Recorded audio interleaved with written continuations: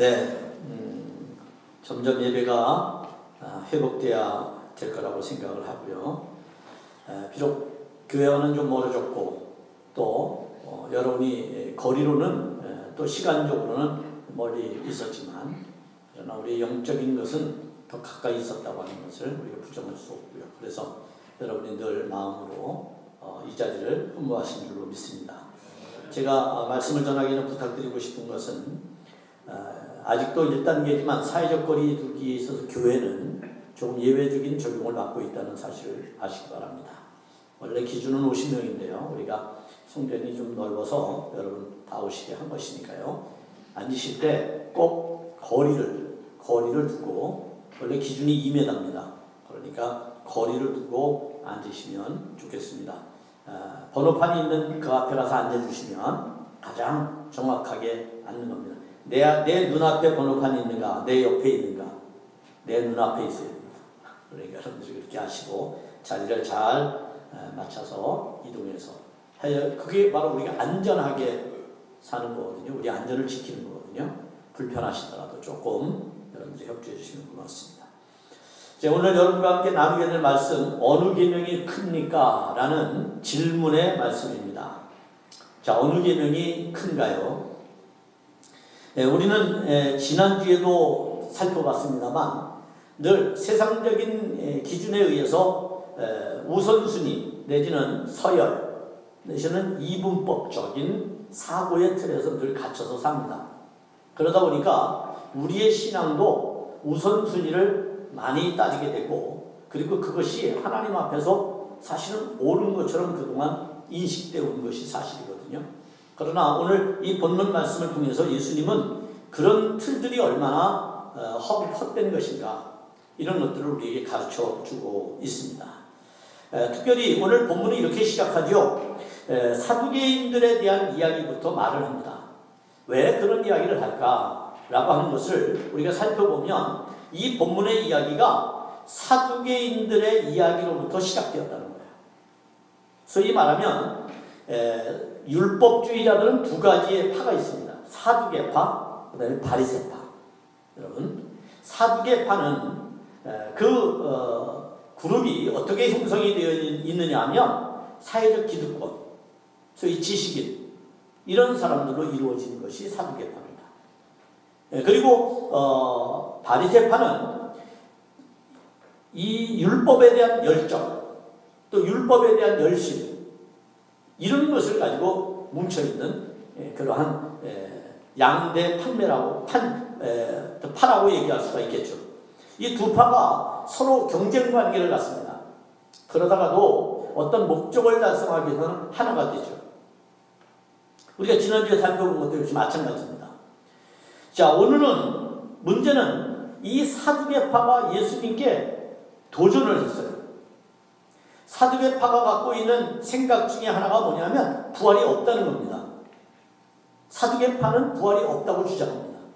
그 이유는 뭐 여러 가지 이론이 거기에 있겠지만 그들의 삶의 정황을 보면 그들은 사회적 기득권을 가진 사람들입니다. 높은 위치에 있는 사람이고요. 지식이 있는 사람들이었죠. 그래서 이미 이 땅에서 자기들이 누릴 수 있는 것을 다 누린 사람들입니다. 그러니까 더 이상 하나님의 임재나 부활이나 영생이 그들에게 필요가 없습니다. 왜? 이 땅에서 다 누렸으니까. 여러분 혹시 요한계시록을 보면서 하나님의 나라가 홍보석, 녹보석, 이런 보석들로 가득 찬 나라라고 생각을 해서 그 나라면 좋겠다 이렇게 생각하십니까? 그것은 표현입니다. 하나님의 나라의 표현을 인간의 언어로 표현할 길이 없으니까 좋은 보석들을 가지고 이야기를 한 것이지 하나님의 나라가 보석이 있지 않습니다. 그러면 또 어떻게 될까요? 싸우게 되겠죠. 사람이 가면 또 싸우게 되겠죠. 그것을 차지하기 위해서. 그러나 하나님의 나라는 그렇지 않습니다. 하나님의 공의만 있는 것입니다. 기쁨이 있습니다. 축제가 있습니다. 그게 하나님의 나라의 특징입니다. 자, 이 사두개파가 왜 그랬을까요? 부활이 없다고 믿은 이유는 그런 정황들이 그들의 삶에서 충분히 이해될 수 있는 부분들이 있기 때문입니다. 그래서 그들은 예수 그리스도의 부활에 대해서 도전하는 겁니다. 예수 그리스도께서 부활한다고 말하자 부활이 없는데 왜 부활한다고 얘기하느냐라고 가서 따져 묻는 것이죠. 그래서 오늘 본문 앞에 보면 바로 부활에 대한 논쟁이 나옵니다. 이 논쟁에서 지식으로 무장했던, 율법으로 무장했던 이 사두개파가 완전히 속된 말로 말하면 박살이 나는 겁니다. 예수님 앞에서. 원래 뭐라고 말하냐면 한마디도 대답할 말이 없었다 그랬어요. 그들이 입을 다물 수밖에 없는, 그게 상책이죠 여러분. 가만히 있으면 중간이라도 가잖아요. 그죠? 그러니까 입을 다물 수밖에 없어요. 예수님의 논리에 대해서 그들이 반박하거나 자신들의 주장을 이야기할 대상이 못 되는 거야. 자, 이 이야기를 누가 듣게 되느냐 하면 바리새파 사람들이 듣습니다. 기분이 상했습니다. 여러 번 도전했습니다. 그래도 안 되죠. 그러면 이번엔 우리가 한번 해보겠다. 그래서 지금 바리새파가 나선 겁니다. 그들이 나서서 예수님께 질문을 하죠. 자, 한 율법사가 이 질문에 대표를 맡습니다. 그리고 예수님께 질문을 하죠. 선생님, 율법 중에서 어느 계명이 크니까? 이렇게 묻습니다. 앞에서 역시 말했던 것처럼 그들은 여전히 세상적인 논리를 가지고 하나님의 세계에 대해서 이야기하려고 합니다. 우리의 언어와 우리의 관습과 우리의 전통으로 하나님의 나라를 이해하려면 사실은 늘 어긋날 수밖에 없습니다. 하나님의 나라. 그런 의미에서 우리는 보물찾기를 하고 있는 것이죠. 보물찾기. 우리 세상 속에서 하나님의 나라를 찾는 보물찾기가 지금 우리에게 계속적으로 일어나게 되는데, 여러분 생각해서 보물찾기 즐거워요? 지루해요? 즐거워요? 지루해요? 즐겁죠. 그 신앙생활은 즐거움입니다. 왜? 보물찾기 하는 거니까. 발견하면 신이 나는 거니까. 발견하면 대박 나는 거니까. 그게 신앙생활이에요. 오늘 이 바리새인들은 세상적인 논리를 가지고 하나님께 도전하고 있어요. 여러분 생각해 보세요. 이 율법이라는 게 도대체 누구로부터 왔습니까? 모세로부터 온 겁니까? 하나님으로부터 온 겁니까? 하나님으로부터 왔잖아요. 그런데 하나님 되시는 예수 그리스도를 지금 그들이 도전하고 있는 거 아니겠어요? 자신들의 가치관과 생각으로 서열을 매겨달라는 거죠. 우선순위가 뭔지를 따져달라는 거죠. 중요도가 뭔지를 가르쳐달라는 거죠. 그래야만 그것만 지키면 되니까. 이게 인간의 약삭한 생각이에요. 사실. 우리는 늘 그렇게 살아가고 있습니다. 그러면 성경에서 말하는 율법은 어떤 것일까요? 구약 성경을 보면 율법이 몇 개나 되는지를 학자들이 세워보았는데 613가지라고 합니다. 그런데 또 어떤 학자는 그거의 배수가 된다고 얘기를 합니다. 배수는 1200개가 넘는 거죠. 여러분 600개도 지킬 수 없어요. 그걸 다 여러분이 압니까? 우리가 갖고 있는 세상적인 법조문 여러분이 다 외우고 다니십니까? 법조문을 들고 다니면서 길을 건널 때마다 또 여러분이 무슨 일을 할 때마다 그것을 보고 따져서 합니까? 그렇지 않죠. 우리의 자유의지로 결정을 하죠. 그래서 건강한 사회는 어떤 사회냐면 법이 까다롭지 않은 사회가 건강한 사회예요. 법이 까다로워진다는 것은 그만큼 우리가 죄에 많이 노출되어 있다는 겁니다. 윤리와 도덕적인 가치관으로 스스로 양심에 따른 삶을 살아간다면 법률은 우리에게 그렇게 필요하지 않습니다. 그런데 법률이라고 하는 건 우리를 구속시키거든요. 그 법률적인 조건 아래 꼼짝 못하게 하거든요. 그것이 법률이 갖는 구속력이에요. 율법도 마찬가지였어요. 왜 613가지나 되는 어마어마한 율법의 조항을 가질 수밖에 없었느냐라는 거예요. 그만큼 타락했다는 것이죠. 모세가 처음 율법을 받을 때 율법 몇 개였어요? 10개였어요. 십계명. 하나님께로부터 받은 이 십계명. 그런데 그것을 유대주의자들이 613가지나 조건을 달고 방법을 달고 해서 확장을 시켜서 사람들을 올가매는 수단으로 삼았던 겁니다. 꼼짝 못하는 거죠. 예를 들면 안식일을 지키라. 그러면 그걸로 우리가 얼마든지 하나님의 뜻을 행할 수 있고 실천할 수 있는데 거기에 조건이 붙습니다. 5일 이상 가면 안 된다. 안식일 날은 먹어도 안 된다. 뭐 해도 안 된다. 안 된다. 이게 수도 없이 따라붙는 거예요. 꼼짝 못하는 거죠. 자, 이런 규칙들에 너무 우리가 익숙해지면 자유로울 것 같지만 그건 부자연스러운 거예요. 하나님은 우리에게 자유의지라는 걸 주었습니다. 우리 하나님의 사랑 가운데서 거할 수 있는 자유의지를 우리에게 제공해 주셨습니다. 그런데 우리는 스스로 법률에 의해서 통제받고 법률에 의해서 판단하기를 원하죠. 이것이 얼마나 우리 스스로의 인격을, 여러분, 우리 스스로의 지적 능력을 하향시키는 겁니까? 한번 생각을 잘 해볼 필요가 있습니다. 자, 그런데 문제는 뭐냐면 이 613가지나 되는 계명을 또 분리해 놓습니다. 이 바리새인들. 어떻게 분리하느냐면 긍정적인 계명과 부정적인 계명을 또 분리를 합니다. 우리도 목사님들이 성경 공부할 때 이렇게 분리를 잘하죠. 막. 그래서 우리는 쪼개는 걸 굉장히 좋아하죠. 그 목사님 말씀 잘 쪼갠다고. 쪼개는 게 뭔지 알고 얘기를 하시는지 잘 모르겠어요.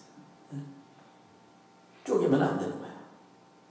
하나로 잘 뭉칠 줄 아는 게 중요해요.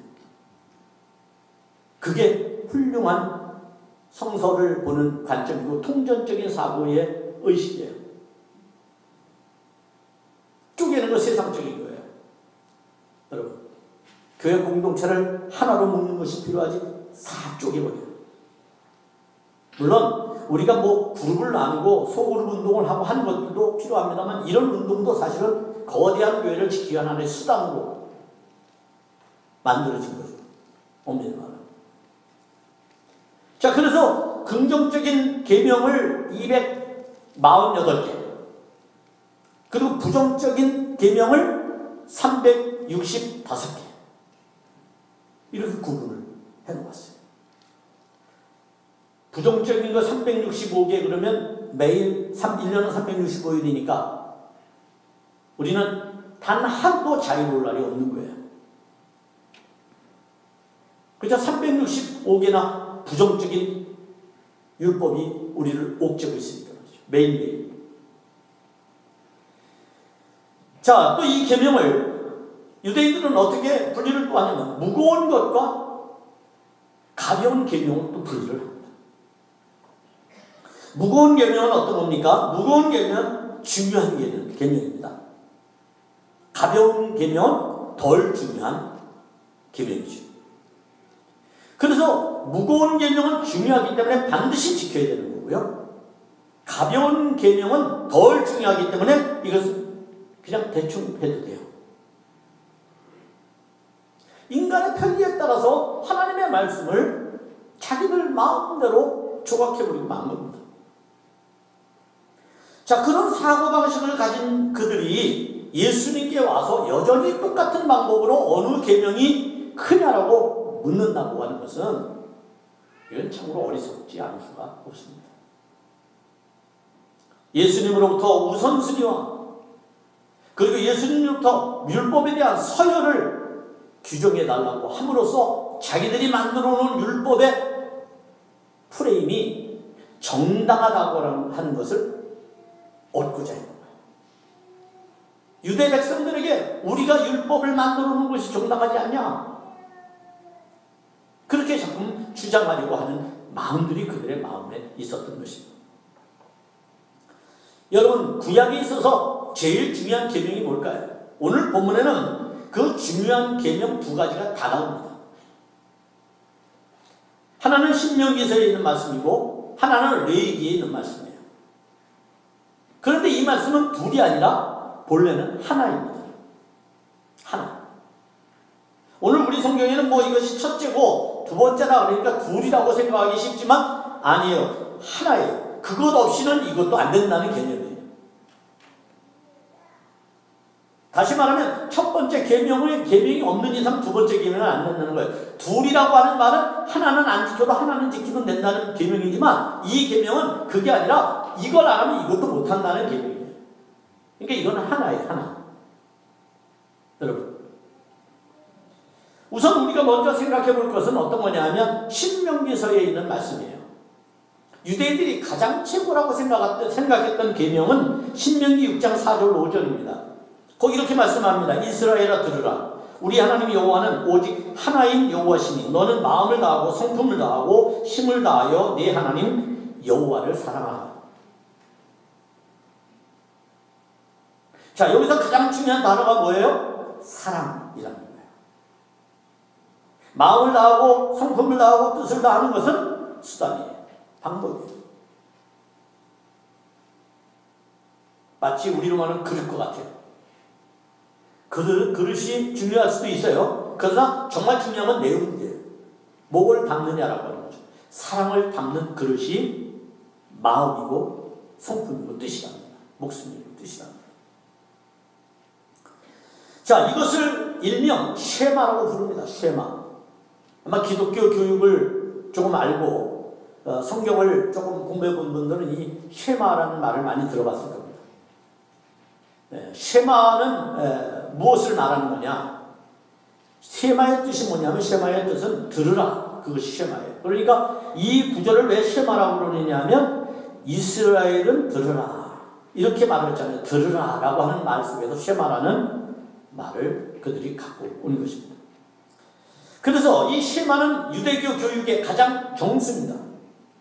유대인들의 교육 중에 가장 정수입니다. 율법을 지키는 사람들은 이 정수인 이 쉐마를 그들이 어릴 때부터 평생토록 들어야만 했습니다. 심지어 이것을 위해서 그들은 어떻게 했어요? 이마에다가 그것을 글씨를 써붙입니다. 그리고 손목에다가 팔목에다가 그것을 차기고 그리고는 그것도 안 돼서 여러분 드나드는 진문에다가 그걸 또 붙입니다. 마치 우리나라 사람들이 부적을 진문에다 붙이는 것처럼 실과 북어입니까? 그게 뭡니까?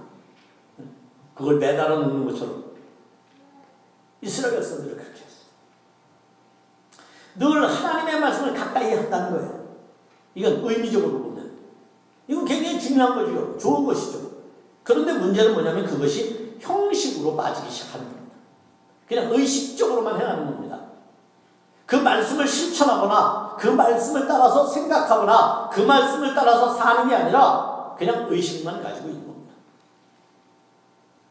저는 이 코로나가 우리에게 그것을 도전해주고 있다고 생각을 합니다. 그동안 교회 나와서 주의를 지키고 교회를 가까이 하고 이것이 우리의 신앙의 전부인 것으로 우리가 생각해 왔습니다. 그런데 하나님께서 코로나를 통해서 이것을 방향전환을 우리에게 시켜줘요. 오늘 종교개혁주의잖아요. 어떻게 보면 우리가 기독교 역사를 공부해보면 종교개혁이라고 하는 게 거의 500년 단위로 이루어집니다. 500년. 할 수 있는 구조가 그 속에 있다는 거죠. 우리가 아는 것처럼 1000년의 제국이 없는 것과 같아요. 그런데 500년 우리가 언제 지냈습니까? 우리가 몇 해 전에 500년 지냈어요. 종교개혁 500주년이라서 아주 난리 났었죠. 사람의 의지로 안 되니까 하나님이 바이러스를 통해서 하시는 것 같다는 느낌을 받습니다. 이제 우리는 시험의 대상이 되어버렸습니다. 교회만 와야지 된다고 하는 우리의 신앙에서 우리가 있는 삶의 어떤 자리든 그 자리에서 하나님을 만나야 된다는 아주 중요한 패러다임으로 우리가 바뀌게 된 거예요. 방향전환이 일어나게 된 거예요.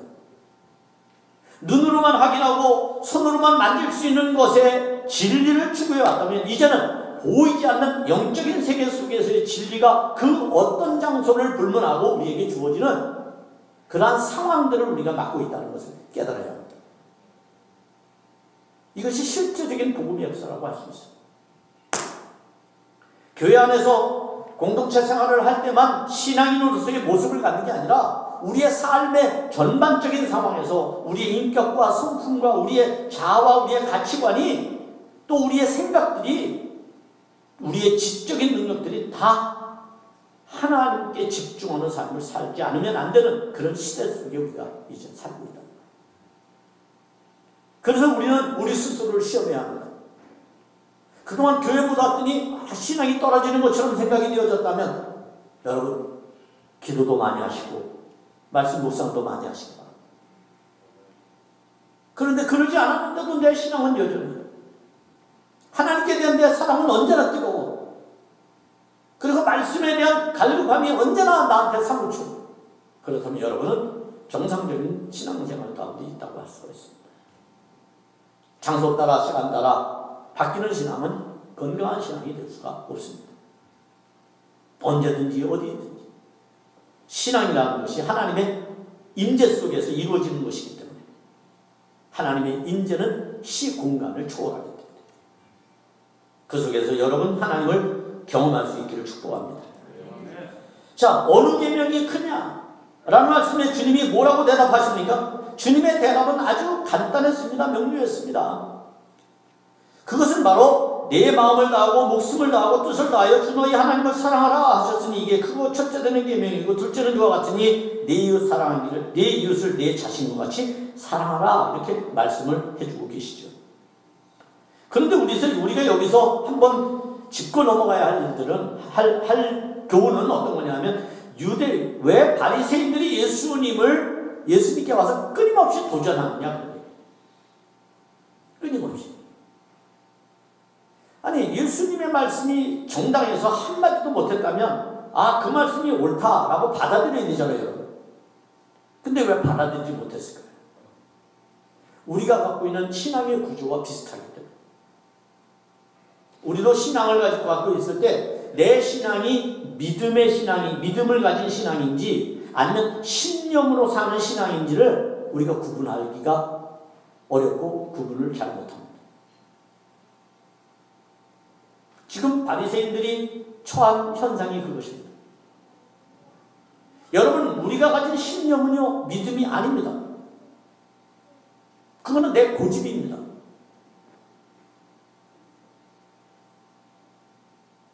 그래서 신념으로 사는 사람들 무섭습니다. 앞뒤 안 가립니다. 예전에 믿음 그러면 그냥 무턱대고 막 저돌적으로 하는 것만 믿음이라고 생각했습니다. 그것은 옳은 믿음이 아닙니다. 예수님을 보면 알 수 있습니다. 그는 지혜로웠습니다. 그는 모든 걸 통전적으로 생각하셨고요. 부분적으로 생각하지 않았단 말이에요. 전체적으로 생각하셨어요. 우리는 눈앞에 놓여있는 문제만 해결받으면 된다고 생각하지만 예수님은 인생 전체를 놓고 말씀을 하시고 가르치고 하셨다는 거예요. 이게 다른 점이에요. 거기서 갈등이 생겨요. 내가 갖고 있는 신앙이 진짜 믿음에 근거한 신앙인가? 아니면 신념을 따르고 있는가? 여러분 스스로가 여러분의 믿음을 체크해 보시기 바랍니다. 지금 유대인들은 신념으로 사는 사람들이었어요. 율법에 대한 예수님이 그 어떤 말씀을 해도 듣지 않습니다. 깨닫지 않습니다. 변화되지 않습니다. 달라지지 않습니다. 마치 심리학적으로 보면 확증편형에 걸린 사람들처럼 오직 자기 말만 합니다. 듣고 싶은 것만 듣습니다. 다양하게 들어야 합니다. 반대되는 의견도 들어야 되고 찬성하는 의견도 들어서 자기가 스스로 자기의 이성과 지적 능력을 판단을 해야 되는데 그러지 않습니다. 그냥 주입시켜주는 것에 노예가 되어버린 말이죠. 그러다 보니 의지적인 신앙이 없습니다. 신앙을 20년, 30년, 40년 하면 스스로 서야 되는데 쓰지 못합니다.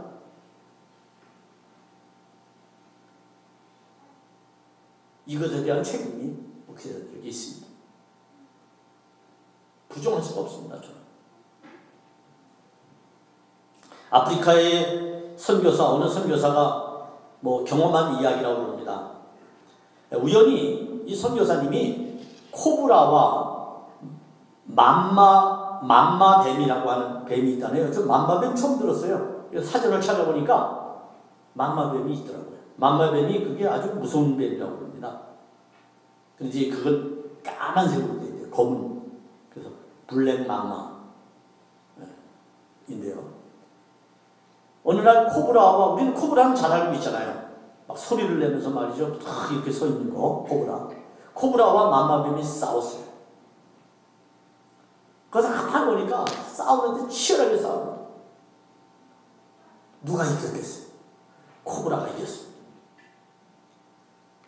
코브라의 독에 방어를 실수해가지고 한번 물렸습니다. 코브라의 독이 몸으로 퍼져가기 시작합니다. 맘마뱀이 죽어버렸어요. 코브라가 어떻게 했겠습니까? 맘마뱀을 집어 삼킵니다. 3분의 2쯤 먹었을까요? 코브라에게 이상한 현상이 나타났습니다. 자기 몸을 떨면서 코브라가 역시 죽었다. 다 삼키기도 전에. 제가 이 이야기를 오늘 하는 것은 마치 바리새인들이 지금 예수님께 도전하는 행위가 코브라와 같다는 거예요. 상대를 물어 죽이면 자기가 살 것 같지만, 상대를 이기면 자기가 모든 것을 차지할 것 같지만, 오히려 자기가 죽는다고 하는 것을 모르고 있는 게 인간사라는 거예요. 세상사라는 거예요. 바리새인들이 그걸 모른다는 거예요, 지금. 그래서 바리새인들은 예수님께 무망도전을 하고 있는 거예요. 자기들 스스로가 죽을 것을 모르고 하고 있는 거예요. 예수님을 쓰러뜨리면 자기들이 다 이길 것처럼 생각했고 자기 세상이 올 것처럼 생각하는, 그러지 않다는 겁니다. 이제 우리는 이 말씀의 본질로 좀 들어가 있습니다. 그러면 이 말씀이 정말 우리에게 주는 것은 무엇인가? 이것을 말씀 하나하나 쪽에서 목숨이 뭐고 뜻이 뭐고 마음이 뭐 이런 의미들은 우리에게 중요하지 않습니다. 이것을 하나의 통으로 보고 우리가 생각을 해보면 과연 그것이 우리에게 의미하는 것이 무엇일까를 우리는 좀 더 깊이 생각할 수가 있을 것입니다. 여러분, 쉐마라고 하는 얘기를 했습니다만 말씀이라고 하는 것은, 믿음이라고 하는 것은 들으면서 나는 겁니다. 말씀을 잘 듣는 거예요. 그죠? 말씀을 잘 듣는 거예요. 여러분, 아이들을 키울 때 여러분이 자녀들이 여러 명 있으면 그 중에 착한 아이가 있고 그렇지 않은 아이가 있잖아요. 뭐 착하다는 개념은 잘못된 거지만, 그렇죠. 여러분이 볼 때는 여러분 앞에서 얘는 착해, 얘 첫째는 착해, 둘째는 얘는 좀 더 착해, 이렇게 보는 이유가 어디 있나요? 무엇 가지고 그걸 기준으로 삼죠? 부모님의 말을 잘 듣는가, 여기 기준으로 삼잖아요. 부모님의 말을 잘 듣는 아이는 착한 아이, 잘 안 듣고 지멋대로 하려고 하는 애는 고집세고 저거는 더 착한 아이. 그러나 착하다는 개념은 결코 그렇지 않죠. 근데 만약 그걸 가지고 하나님께 대입해 본다면 하나님 역시 우리가 하나님의 말씀을 잘 듣는 사람을 착한 성도라고 부를 거다라는 생각을 해봅니다. 자, 잘 듣는다고 하는 것은 어떤 걸까요? 편식하지 않는 거죠. 내가 갖고 있는 세상적인 지식으로 이분법적으로 분리하려고 하는 것은 잘못된 것이라고 하는 것을 알게 되는 거죠. 그래서 오늘 바리새인들의 질문은 처음부터 잘못된 거예요. 어느 계명이 중요하냐가 아니라 다 중요한 거예요. 여러분, 하나님의 말씀은 창세기부터 요한계시까지 다 중요해요. 이게 습관이 돼가지고 성도들도 자기가 좋아하는 성경 구절을 쏙쏙 뽑아서 그것만 편식으로 취하는 분들이 있어요. 근데 가만히 놓고 보면 그건 자기가 좋아하는 거고 자기 마음에 드는 거고 자기를 즐겁게 하는 거고 다 그런 내용들이에요. 여러분, 얼마나 위험합니까 그것이. 하나님의 말씀을 전체로 봐야 됩니다. 자, 오늘 이 계명에서 중요하게 우리가 인식해야 되는 것은 마지막 부분입니다. 마지막 뭐라고 말씀합니까? 마지막에 이런 말씀을 합니다. 이 두 계명이 온 율법과 선지자의 강령이다, 이렇게 말씀합니다. 이 강령이라는 말에 여러분이 좀 집중할 필요가 있습니다. 이 강령이라고 번역된 이 말이 우리에게는 참 은혜가 되는 말씀이에요. 자, 예수님은 세세한 율법 조항들을 나열하기보다 율법의 정신을 그들에게 지금 알려주고 싶었던 거예요. 율법이 왜 너희들에게 필요하냐? 율법을 하나님이 왜 주었느냐 하는 거예요. 여러분, 이것을 모르면 나머지는 우리가 알 수가 없어요. 율법을 우리에게 주신 가장 큰 이유는 정신은 뭐냐면 하나님과의 친밀성이에요. 친밀함. 예수님께서 오셔서 제자들과 떡을 떼고 제자들과 함께 사셨잖아요. 이건 바로 친밀함을 말하는 거예요. 우리도 예배를 드릴 때 이 친밀이라고 이 코이노니아를 굉장히 중요하게 여기잖아요. 우리가 왜 인사를 서로 나누고 왜 교제를 하고 지금도 이 시간에 말씀을 지금 이 양식으로 지금 나누고 있잖아요. 먹고 있잖아요. 이 교제가 왜 그렇게 중요하냐라는 거예요. 하나님께서 율법을 이스라엘 백성들에게 왜 주셨어요? 이유는 하나님과 가깝게 지내기를 원했던 거예요. 하나님과 우호적인 관계를 맺기를 원했던 거예요. 소위 말하면 하나님과 아주 친밀해서 서로를 알아보는 거예요. 너는 내 아들이 되고 나는 네 하나님이 되는 거예요. 여러분, 이런 친밀한 관계가 하나님 앞에서 형성되기를 원하는 게 율법의 정신이에요. 그런데 이스라엘 백성들은 하나님은 저 높은 데만 계십시오. 내가 이 밑에서 내가 할게요. 그래갖고 자기가 마음대로 하지. 그걸 율법을 시도하는 그런 조건이 된 것입니다. 여러분, 우리는 이 강령이라는 말을 통해서 율법이 갖는, 이 계명이 갖는 의미들의 정신을 우리가 살펴볼 필요가 있습니다. 좀 더 본문에 대한 이해력을 증진시키기 위해서 저는 우리말 성경에 말하고 있는 계명과 강령, 이 이해를 좀 할 필요가 있습니다. 계명이라고 하는 건 단순하죠. 물론 이 강령이란 말이나 계명이란 말이나 같은 말이기는 해요. 그러나 왜 굳이 이렇게 분리시켜서 성경이 기록을 하고 있는가? 이 강령이란 말은요, 헬라어로 크레만 뉴임이라고 이렇게 부릅니다. 크레만 뉴임이. 그런데 이 크레만 뉴임이는 어떤 뜻을 갖고 있냐면 매달린다, 그런 뜻을 갖고 매달린다. 매달린다는 뜻이 있어요. 그 매달리는 본질이 있죠, 그죠? 그 본질에 매달려야 되잖아요, 그죠?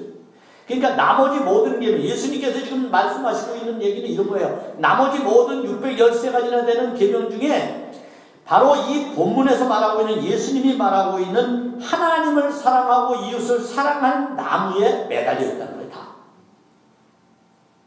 이것 없으면 안 된다는 거죠. 이것 없으면 나머지, 여러분 포도나무 비유해서 이렇게 말하잖아요. 포도나무 가지가 어디에 붙어 있어야 돼요? 나무에 붙어 있어야지 열매를 맺잖아요. 붙어 있지 않으면 열매를 못 맺는 거죠. 마치 매달려 있는 거예요. 제가 사과 얘기를 했습니다만, 여러분, 사과가 나무에 매달려 있어야 그 사과로서의 가치를 인정받게 되는 거예요. 땅에 떨어지면 소용이 없어요. 그러니까 이 율법이라고 하는 것이 역시 그런 의미를 갖는 의미에서 이렇게 말씀하고 있는 거예요. 그런데 이 매달리다라고 하는 말이 단순하지가 않습니다. 성경에서는 뭐라고 말을 하냐면 이 원리는 이렇게 말해요. 막대기에 매달려 있는 거예요. 막대기에.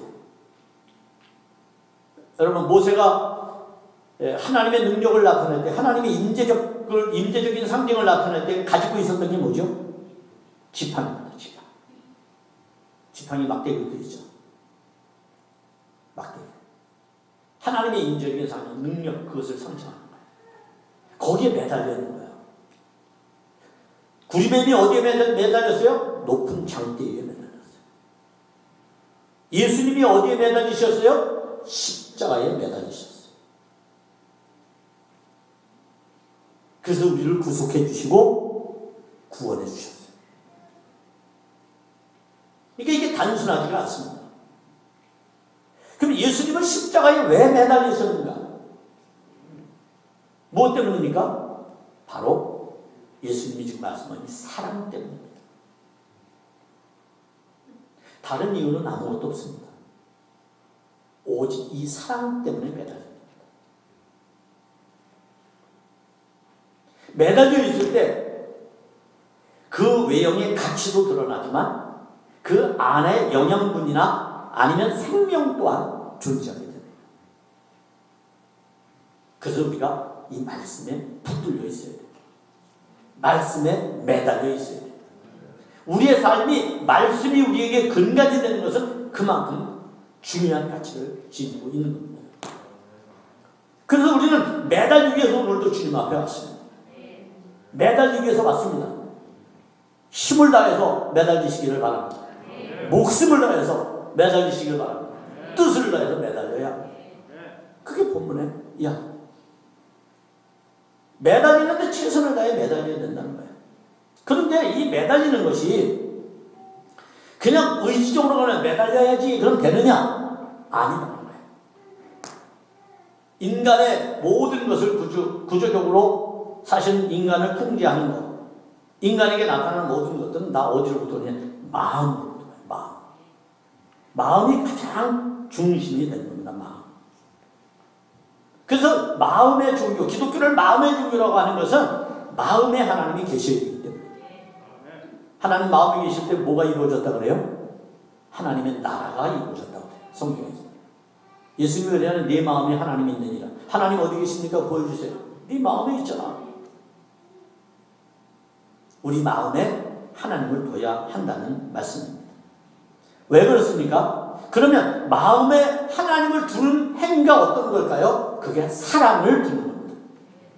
왜요? 하나님은 사랑이시니까. 하나님은 사랑이시니까. 예수님의 마음에 사랑이 있어서 예수님은 십자가를, 그 고통의 십자가를, 죽음의 십자가를 질 수 있었던 것입니다. 우리가 이 땅에 살아가면서 우리의 마음에, 그리스도인의 마음에 사랑이 있는가? 이것을 세상 사람들은 보기를 원합니다. 한국교회의 위기는 다른 데 있지 않습니다. 어느덧 이것을 잃어버리고 말았다는 겁니다. 우리의 능력으로 다 하다 보니 어느덧 우리가 힘 있는 자가 되었습니다. 기독교 역사를 보면 수많은 순교자들이나 박해자들이 온갖 세상의 수모와 그리고 압제와 고통과 심지어는 죽음까지 그들은 아무 말 하지 않고 묵묵히 예수님의 사랑, 하나님의 사랑만 품고 견뎌냈어요. 근데 지금 기독교는 그러지 않습니다. 대항하고 대적하고 심지어는 싸우려고 합니다. 세상 사람들은 우리를 보면서 사랑이 식었다고 말합니다. 과거 한국교회를 보십시오. 우리가 경제가 튼튼하지 못했을 때 한국교회가 사각지대, 복지 사각지대에 있는 것들에 대한 그 80%를 한국교회가 했어요. 감당해 왔어요. 고아원 사역이라든지, 여러분 뭐 여러 가지 장애인 사역이라든지 다 교회들이 한 겁니다. 세상 사람들은 그것을 보면서 그리스도를 알아가기 시작했어요. 느끼기 시작했어요. 그런데 지금은 어떻게 변했습니까? 다 수단으로 변해버리고 말았습니다. 돈을 버는 수단, 뭐 교회 부흥시키는 수단, 전도하는 수단. 교회가 오면서 세상이 하는 일들을 다 따라하기 시작했어요. 그러면서 심지어 하나님의 말씀을 내가 너보다 신앙이 더 낫다, 내가 더 많이 알고 있다, 기대기를 하기 시작했어요. 하나님의 말씀 가지고 내 신앙의 월성을 나타내기 위해서 사람들을 정죄하기 시작해요. 사람들을 정죄하기 시작해요.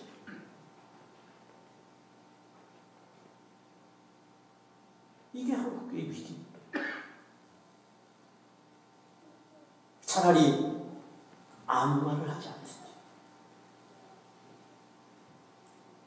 우리 안에, 우리 가슴에, 우리 마음에 사랑이 빠져버리니까 감정만 남고 소리만 요란하고 내용은 없는 그런 실체가 되는 건 맞겁니다. 가슴이 아픈 상황들이 계속되고 있습니다. 복음에만 집중해도 천국을 갈까, 하나님의 나라를 얻을 수 있을까 염려해야 되는데 이제는 뭐 다 따는 거야. 교회도 커졌겠다. 그러니까 딴짓을 하기 시작한 거야. 그때부터 다 하기 시작한 거야. 여러분, 하나님은 사랑이라고 했습니다. 따라서 이 사랑이신 하나님은 하나님의 자녀들이 그분에 의해서 세상으로 나가기를 원합니다. 다시 말하면 그분이 우리의 마음에 들어와 계시고 그분의 사랑, 뜨거운 사랑을 품고 세상으로 나가기를 원하십니다. 그리고 세상 속에서 자신의 삶 속에서 그 사랑이 반영되기를 원하는 게 아닙니다. 그게 나타나기를 원하는 거죠. 세상에 나가 누굴 만납니까? 이웃을 만나는 겁니다. 하나님이 세상을 사랑해서 독생자를 보내주셨잖아요. 세상을 너무 사랑하기에 당신의 자녀들을 교회 모여서 믿음을 강화시키고 훈련시켜서 세상으로 내보내는 거예요. 뭐 하라고요? 사랑하라고요.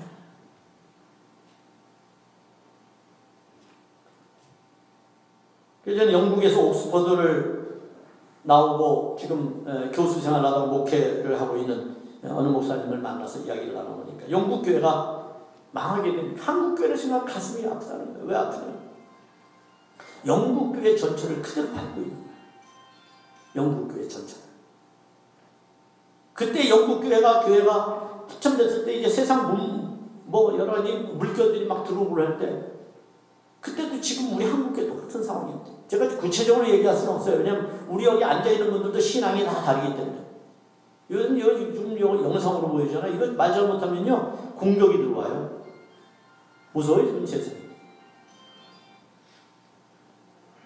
그러니까 하나님의 말씀이 온전하게 전파되는 구조가 지금 안 돼 있어요. 참 안타까운 거예요. 그러니까 자꾸 각색을 해야 돼요. 그런 일들이 그분이 하는 얘기는 딱 하나예요. 세상 사람들이 기독교인을 보고 기독교인을 볼 때 뭘 보는가? 저들이 신앙생활 잘하는가? 열정이 있는가? 얼마나 세상적으로 잘 소위 말하는 복을 받는가? 이런 걸 보는 게 아니라는 거예요. 세상 사람들은 저 사람들이 사랑이 있나 없나를 본다는 거예요. 한국교회가 세상에 대하여 사랑을 가지고 있는가? 그래서 용서하고 화해하고 일치하고 관용하고 자비를 베풀고 긍휼을 베풀고 이런 일들을 하고 있는가? 그런데 그것을 안 하고 있다면 세상 사람들은 우리를 버릴 수밖에 없다. 결국 본문에서 말하고 있는 말씀이나 마음이나 목숨이나 뜻은 다 같은 말입니다. 이건 다른 말이 아닙니다. 모든 인간의 인격 전체를 말합니다. 우리가 가진 지식, 지성, 감성 이런 모든 것들을 다 지칭하는 말입니다. 즉 하나님을 마음에 두고 우리의 모든 생각과 가치관에 하나님을 두고 또 우리의 모든 삶의 기반, 행동의 기반 속에 하나님을 두고 그렇게 살아가는 것이죠. 그러면 하나님을 둔다는 게 뭐예요? 앞에서도 말했죠. 사랑밖에 없다. 나에게 하나님이 있는가 없는가를 확인하는 유일한 방법이 있다면 사랑이 있는가 없는 것밖에는 없습니다. 그것이 우리가 지니라는 마음이라는 것입니다. 이 본문이 지금 바리새인들에게 하고 있는 이야기는 너희는 사랑이 없다는 것. 율법에 대한 지식은 있을지 모르지만 사랑하지 않는다는 것. 사랑하지 않으니까 그들은 정죄했어요. 율법의 조항을 들이대서 내가 죄 있다고 하는 것을 증명해내는 일만 했어요. 우리도 그러고 있잖아요. 성경의 모든 구절 딱 들이대면서 너 죄인이야? 낙인을 찍어버리죠. 여러분 이것이 얼마나 복음과 괴리된 우리의 삶인가, 가치관인가. 우리 스스로가 하나님 앞에서 어느 계명이 큽니까? 어느 계명이 중요합니까? 그게 아니라 내 마음에 하나님을 품고 있는가. 그 하나님이 그것이 나의 모든 삶의 기반이 되고 있는가? 그 핵심은 사랑이라고 하는 것을 여러분 잊지 마시기를 축복합니다. 기도하겠습니다. 하나님 감사합니다. 주신 말씀을 통하여 그리스도의 참된 교제 속에 있게 하시고 하나님의 거룩한 뜻을 나타내는 저희들로 주여 축복해 주옵소서. 이 말씀들 우리 안에 우리 마음에 하나님 계십니다. 그 하나님은 사랑이십니다. 이 사랑으로 내가 그리스도인임을, 그리스도인의 정체성을 가지고 있다고 하는 것을 보여줄 수 있는 저희들에게 축복해 주옵소서. 예수님의 이름으로 기도하옵나이다. 아멘.